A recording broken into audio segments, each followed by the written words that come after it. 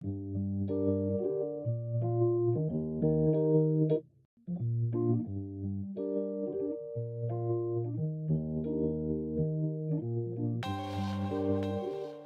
des choses délicates un peu sur le fait de travailler sur le changement, c'est qu'il y a une injonction au changement permanent. Le changement, c'est lié à le fait que on est en tension entre différentes choses et que souvent il y a pas c'est rare le statu quo.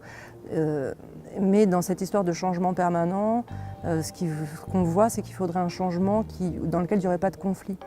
Et ça, c'est en fait impossible sociologiquement parlant, c'est-à-dire on change parce qu'il y a cette tension et qu'on est en tension, on est en conflit. En fait, le conflit, c'est extrêmement intéressant et ce qui est intéressant, c'est de le mettre en discussion et de le mettre en débat et de dire tiens, donc on n'est pas d'accord et donc qu'est-ce qui se passe quand on n'est pas d'accord et pourquoi est-ce qu'on ne serait pas d'accord? Est-ce qu'il faut être d'accord à tout prix?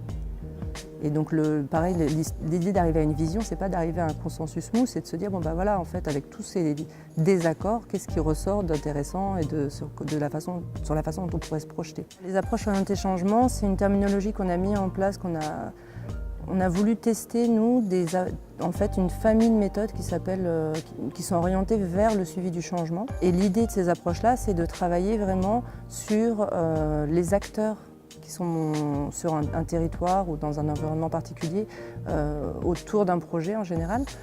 Et c'est de se dire finalement ces acteurs à quoi ils pourraient contribuer comme changement dans leur contexte et comment est-ce qu'on peut essayer d'identifier vers où on veut aller et quelle direction on donne à ces changements et en même temps garder un côté très opérationnel, c'est-à-dire comment on peut mettre en œuvre une dynamique de changement au quotidien. L'idée principale, c'est aussi qu'on est sur des démarches assez participatives pour essayer justement de travailler sur les gens qui font l'environnement du projet et avec eux, avec leurs organisations et de se dire finalement ensemble vers où on pourrait porter notre action. On veut mettre en place des actions, puis les gens viennent ou viennent pas, et quand ils viennent pas ou quand ça marche pas, on se dit en fait ils sont réfractaires ou ils veulent pas faire comme on veut, ou très souvent les gens en fait ils veulent pas changer, ils sont bornés, etc.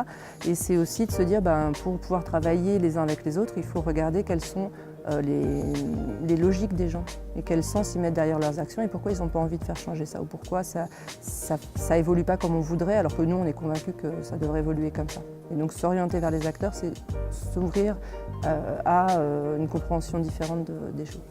On est chacun porteur de sens, on est des êtres sensés en fait, donc on renonce difficilement au sens qu'on met derrière les choses. Du coup, quand on confronte les sens ou les logiques différentes, ça prend du temps de s'ajuster.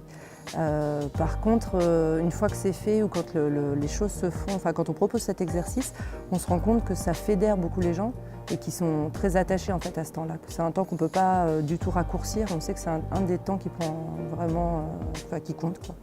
Et comment on fait? En fait, on propose aux gens de travailler souvent par petits groupes ou en binôme au départ pour se raconter, pour eux, si ça marchait, leur projet, quelle serait la situation à laquelle on aboutirait. Et donc de dire simplement, tiens, si le territoire était plus écologique, ou tiens, si cette histoire d'économie circulaire marchait bien, qu'est-ce que ça donnerait comme un peu image idéale? Alors la difficulté, c'est de ne pas être complètement utopiste, mais de se dire, finalement, moi, ce que j'aimerais, c'est ci ou c'est ça, c'est qu'on arrive à tel endroit. Et en fait, quand on se parle assez simplement, de façon concrète, on ouvre des discussions qui sont plus des choses qui sont moins dogmatiques, et qui sont plus de la discussion sur le résultat qu'on voudra atteindre visible.